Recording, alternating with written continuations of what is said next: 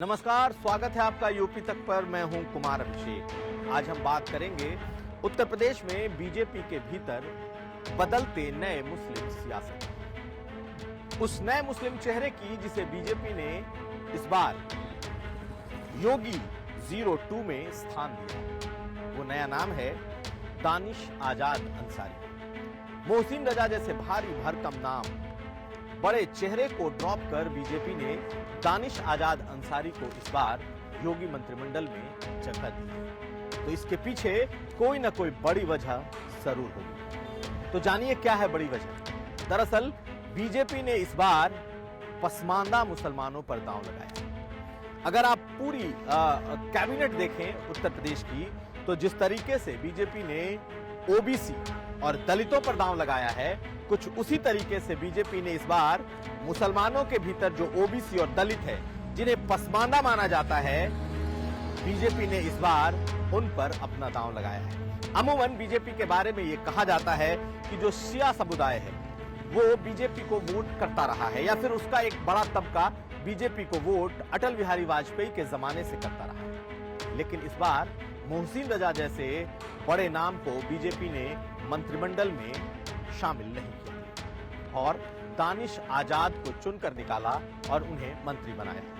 दानिश आजाद कौन है जान लीजिए। दानिश आजाद एबीवीपी का 1 दशक पुराना कार्यकर्ता है। दानिश आजाद ने लखनऊ यूनिवर्सिटी में एबीवीपी की पॉलिटिक्स की है। मूलतः बलिया से आते हैं, पूर्वांचल के उस इलाके से जहां पर अंसारी जो बिरादरी है मुसलमानों की, जो पसमानदा समुदाय में आती है, पसमानदा कही जाती है, उसमें सबसे बड़ी बिरादरी है। यानी कि मऊ, बलिया ऐसे इलाकों में जहां पर मुख्तार अंसारी और उनके परिवार का प्रभाव है, उस इलाके से मूलतः दानिश आजाद अंसारी आते हैं, पसमानदा समाज से हैं, एबीवीपी का मूल कार्यकर्ता है और कैंपस की पॉलिटिक्स की है और इस वक्त बीजेपी का जो अल्पसंख्यक मोर्चा है उसके उपाध्यक्ष है। लेकिन दानिश आजाद अंसारी को मंत्री बनाने की वजह यह है कि बीजेपी इस समुदाय को अपने साथ जोड़ना चाहती है। और अगर आप थोड़ा सा इतिहास देखें तो ये एकाएक लिया हुआ फैसला नहीं है। बीजेपी पिछले कुछ समय से जिस तरीके से ओबीसी पर फोकस कर रही थी, उसी तरीके से मुसलमानों के बीच में वो पसमानदा समुदाय पर फोकस कर रही थी। और आप उसकी एक बानगी देखिए। प्रदेश का जो उर्दू अकादमी है उसके अध्यक्ष पसमानदा समाज से हैं। अल्पसंख्यक आयोग का जो चेयरमैन है वो पसमानदा समाज से हैं। मदरसा बोर्ड उत्तर प्रदेश का, उसके अध्यक्ष पसमानदा समाज से हैं। इसके अलावा जितनी भी नामित कमेटियां हैं उत्तर प्रदेश में सरकार की, उसमें ज्यादातर यानी कि 60% से ज्यादा पसमानदा समाज से।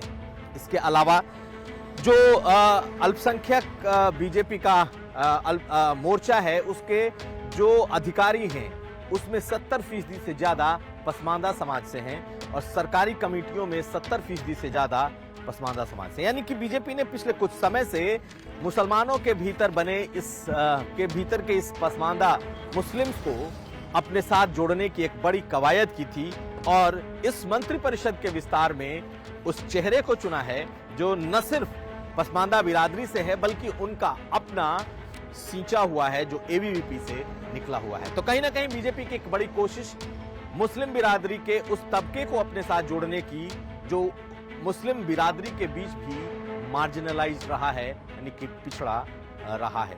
और यही बीजेपी की कोशिश है कि बेशक जो बड़े नाम हैं, बड़ी बिरादरियां हैं, या फिर जो उनका